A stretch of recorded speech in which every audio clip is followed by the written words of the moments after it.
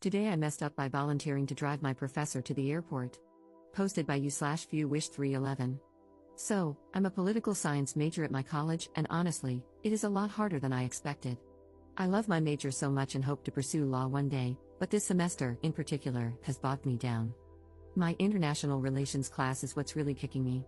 The professor loves to favor her students who are in the student club that she advises and actively dismisses anyone who is not a part of it and not interested in joining. This is reflected in my grades and those of other students. English is also not her first language, and although I will say that even with her thick accent, she speaks English just as well as a native-born citizen, she doesn't always pick up on comprehension, which has led to so many problems that I can't even begin to explain. Trust me, I've tried complaining about it to no avail. Anyway, I found out that we would be having our final in 2 days when I was expecting it to be during the actual finals week, and she did not mention it before. I freaked out, thinking I was going to flunk because even though I know the material, I know she'll grade me poorly because she flat out doesn't like me. Well, here's where I messed up. We were having class today, and as I was having a panic attack, my ears perked up. She asked if anyone could take her to the airport next Tuesday, and if they could, she would pay them $50. I looked around, waiting for someone to offer, but no one did. I sort of felt bad because, even though she has been downright rude to me, it makes me sad to think this is the first year she is spending without her husband, who died last semester. She was taken aback when I volunteered, but she gave me her phone number and address at the end of class. I told her, extremely confidently, that she didn't need to pay me $50 because it really wasn't that far to drive for me. She then gave me a weird look and told me that she absolutely had to pay me for gas, as we would be going through a lot of it. I replied that our city's airport wasn't that far and that it really wasn't any bother.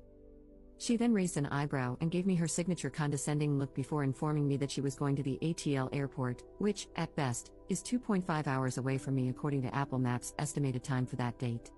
However, I've heard Atlanta traffic is horrible, so it's probably going to be 3 hours.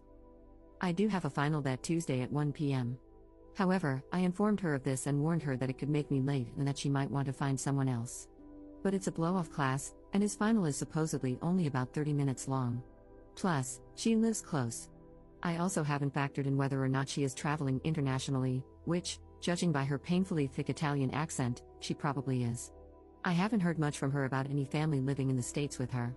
If so, I assume she needs to be there 3 hours early, and from my best estimates, if I leave at 1:30 and don't get slammed by traffic, I could get her there by 4 for a 7 p.m. flight. I've also been thinking about asking my blow-off professor if I can take his exam earlier because of this obligation. We'll see about that. I'm sticking to my guns. My boyfriend and friends said this was crazy of me to do, but I absolutely hate flaking on people, especially when she's my mom's age. Even if they're nothing alike, it still breaks my heart to think about my mom being alone with only a little dog for company, with no one to drive her to the airport and no second income to help pay for an Uber or another person to accompany her on her journey. I have a few things I need to do first, which include cleaning and scrubbing my car to get rid of any weed smell because it's been so cold outside, and unfortunately, my car has taken the brunt of my stress from this class. I also need to get my oil changed because I'm over 1,000 miles past when my car light went on, and I'm not trying to have my car explode on the road and die with this woman. Lastly, I need to brainstorm some topics to talk about with her because I am determined to be best friends with her by the end of this since I will undoubtedly have more courses with her in the future. Sorry, I know that's a lot. I doubt anyone took the time to read all of this, but if you're giving advice or commentary, don't try to convince me to back out of this. I don't have a good enough reason not to do it, and I am not the kind of person to go back on my word. Update 1 month later. I don't know if anyone cares for an update, but since I had as many comments as I did upvotes, and the majority of those comments were screaming and begging me not to go through with this plan, I think you guys might like to hear that it was a success.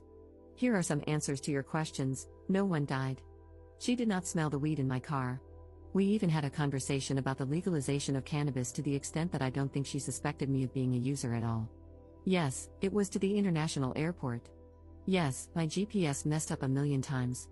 We do go to a smaller school where professors are encouraged, and even hired or fired, based on whether or not they do a good enough job of fostering student-professor relationships. She did offer me more money even after I dropped her off. I told her no, and she said she would give me a gift from Italy. Basically, that day I accidentally said yes to driving my Italian professor to an airport 2.5 hours away from us. I took my weed out of my car and into my apartment, and I aired out my car for not 1 but 4 days with the windows down. I also regularly sprayed it with Febreze and other car scents.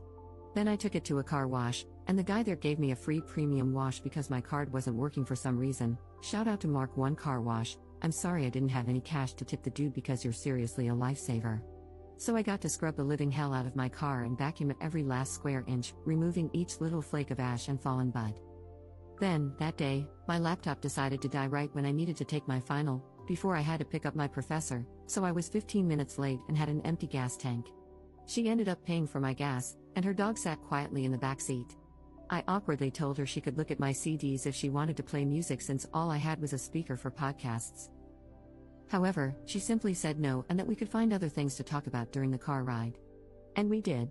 We talked for 2.5 hours about social justice, international politics, traveling, life, family, and learning. It was actually the best conversation I'd had in a long time. Although I did freak her out with my bad driving skills and forgot that there was a time change, so we arrived at 5 instead of 4 like I had planned. That meant we were not only stuck in work traffic but also an hour late to a busy airport, with her flight departing at 7. It was really refreshing to talk to someone who has gone through so much change.